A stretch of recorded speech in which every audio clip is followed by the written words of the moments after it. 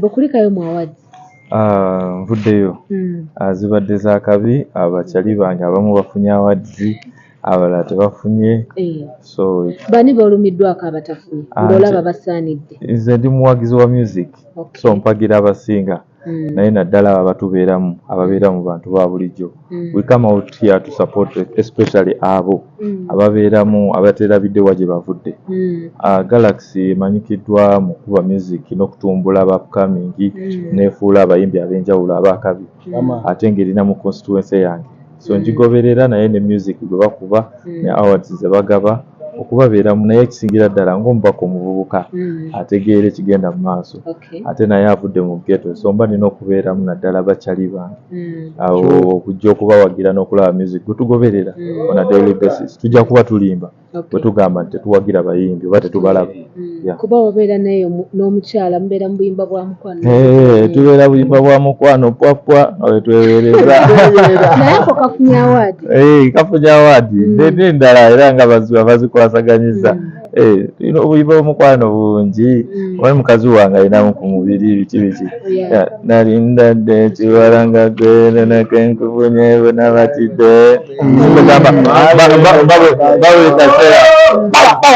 Buli kaseera muweereza ebiyimba ng'ebyo okumugumya naddala obudde obutono bwe tufuna okubeerako naye. Ku biseera ebisinga obudde tubuwa eggwanga ebizibu ebigenda mu maaso naye n'okulowooza ki ekiddako mu society.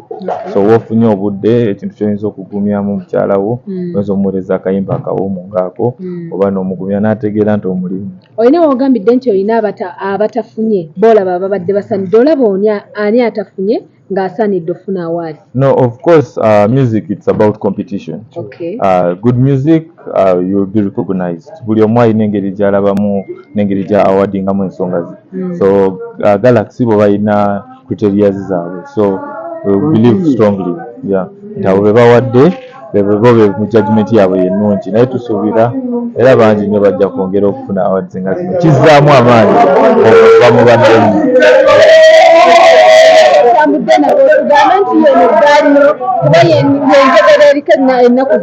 Ate n'omunange ekikwewuunyisa ffe tetujja na gaali naye ffe gaali era wabeerawo eggaali ezikolebbwa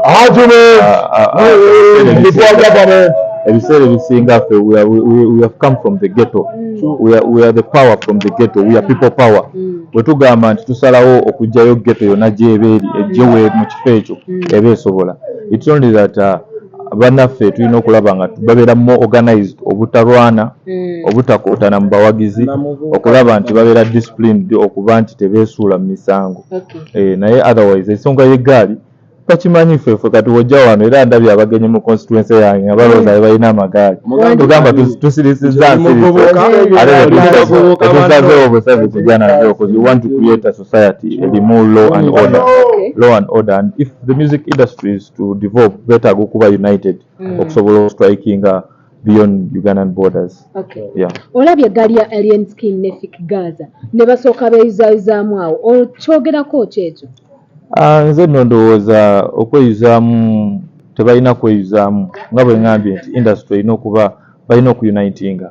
Nze nga nze nina endowooza yange ku music oyo ayimirira naffe gwe nyimirira naye katogeza nze singa mbadde nsobola era singa mbadde nakunze nandikungidde Fik Gaza. Agambye ki? Singa mbadde nsobola era singa mbadde nakunze kubanga ffe ekyaffe kyaddala atulimu gwe tulimu tewali kulimba. Tewali buzibu nti oba tumulinako shida nga omuyimbi naye essaawa n'amaanyi mugataddeko Fik Gaza. Tetulina specifically nti omuyimbi ono yenna atubeeramu avaamu information ey'abantu gwokeera enkya n'ova mu bantu kiringa ku ffe. Nze Nyekko enkya wenkeera n'entandika okulya ebirimi abantu bajja kunvaamu. So nange ngendera ku line ezo abantu banvaamu kubanga tebalina mirimu. Zino eggaali zijja okubeerawo kubanga industry bawe emirimu. Olumu bagenda ne bakola, olumu ne babeera n'abayimbi, olumu ne bategeka shows, olumu n'agamba eno show ya gaali yange eno show so kubayiyiza mirimu. Naye singa wabeerawo emirimu ng'eggwanga buli omu asobola okukola buli omu abeera busy tuba tujja kuwummulamu just birowoozo ku enjoyinga music buli omu kutambula bibye ekireetawo n'embeera ey'eggaali na biki abaana balina okukola. So that's it. Olutalo weruzzeeyo waliwo eggaali emujjeyo ka pepper spray ekyo kyokyogerako kinekuba mu gaali endala awo okusookera ddala walina okubeerawo order. Uganda has no space for such behavior. Azija kwogera ng'omubaka tetulina space eyambeera yakugenda agenda okube munno olumba gundi eyo space teriiwo. Twagala eggwanga eririmu emirembe. Nze nowemba sinyumirwa kyokola nsobola nkusanga mu kkubo nkuwa ekitiibwa. Yeggwanga lyetwagala tetwagala ggwanga nti singa kati geza akafaananyi nti ffe tuli tukulembera abantu bangi nnyo balina endowooza ez'enjawulo naye ffe abakulembera twandibadde tulina obusungu obugamba katumenke no naye tulina society gye twagala tetwagala menka ffe tuli baana ba ghetto byonna bye bakola tubikoze tubirabye olumu tubiyiseemu kyekitufudde kino kyetukola ki kyetuli ate tukyenyumirizaamu nti tubiyiseemu tetwagala bakole ensobi ze twakola muffe okuvubuka n'okusalawo okuzukusa bannaffe nti ffenna tulina okwebereramu naddala mu society kati ngekula. So bino biyinza obbavaamu obuzibu. Law and order temanyi ludda kiro oyina. Tulabye abayimbi ne ba celebrities ab'enjawulo abali mu makomero olunaku olwaleero. Ogeza waliwo ono kyali waffe Vettololo gyenva eyajja n'atukuba amasasi si papa ku kitebe kyaffe kubanga ebiseera ebyo gavumenti yamulimu.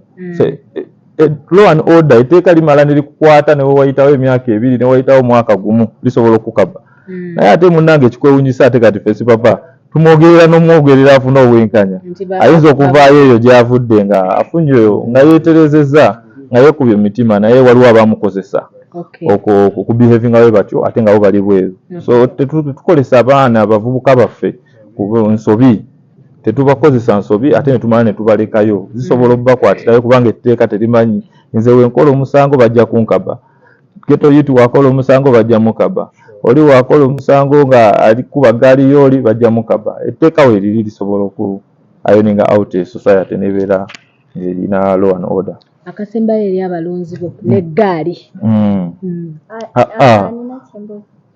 Ekidiire ekisembayo bw'otunira eggaali zino ziraga nti teziri nnomo whereby abantu abamu balina ebintu bitalina beera muntu wa bulijjo ate nga lala tebakwatwako n'olaba abamu bakuba bannaabwe bangi abawogosa amaba bangi abatakyalaba lwa ggaali zino naye tebakwatwako. Is something behind these two gangs. Ekisookera ddala society weba teri safe buli omu taba safe. Mu developed societies omuyimbi oba sita yena yanditambudde n'abantu bamuyambako creating order waba abeera. In a society woosuubira nti nsobola okutambula n'ensanga oli ankuba buli omu aba alina okwekuuma okulaba nti security ye ng'omuntu nungi. So obwo buzibu ate budda ku ffe oba budda ku abo balina obuvunaanyizibwa gavumenti okukuuma abantu bano bonna okulaba babeerawo mu society y'emu. So challenge awo yokayoka weeri naye nga buli omu yandibaddewo nga wamu n'ekitiibwa. It's just as simple as that. Wogeza ku gaali nze ebiseera ebisinga we mba ntambula singa nzukuka ku makya ne ŋŋamba nti ngenze Namuwongo ngenze Gaba ngenda Kansanga nvaayo bw'omu naye olwo abantu okukkiriza kwe batuyinamu bawera. So you cannot tosobola kirimitinga abakwagala bajja kuwera tosobola kirimitinga but it's about abakulembeze ab'ebibinja bino okubakkiriza okubeera disciplined naye n'abo abalina ogeza ebyo byatalina kubeera nabyo. Oba oli alina paper spray oba oli alina emmundu oba oli alina ate tasaana mu society ng'eno. Tasaana mu society ng'eno era we biba ngenda kubuuliriza we biba bibaddemu olaba nze omubaka wa paliamenti ntambulanga bwendi ate nga ndi minisita wa defense ku ludda oluvuganya awo be baani okusalawo okutambula n'ebisi. Nze ndi mubaka wa paliamenti ntambulanga bwendi siina wadde kagundi ki nina just bakyali bange. So oli ayinza okutta munne mu butamanya oba mu busungu n'akolesa ekissa ekyo obubi. So tusuubira nti bannaffe balina okwebeereramu naddala bakulembera gangs zino. Kale nga tumaliriza mayime tukufuna twagala tukubuuze byonna tuli mwezi gw'abaagalana Valentine ogitegeeranga ki?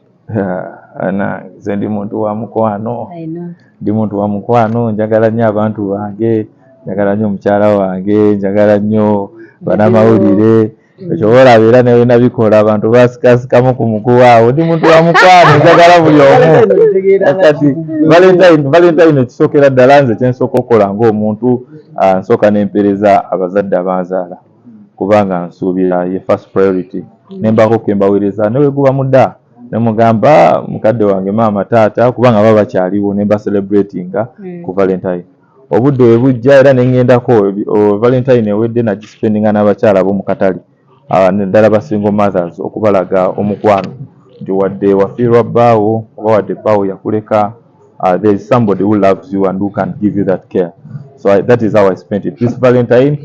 Nsuubira ngenda kugispendinga n'abaliko obulemu. Olweggulo nange nfunayo eddakiika 2 ne ntwala ku mwana w'abandi bonna we mba mututo naye n'ategeera nti simwerabidde ate saagala amaka gayonooneke olw'okubanga nti obuvunaanyizibwa bungi nnyo. So that is how I do my Valentine, but I'm a love person. Okay. Yeah.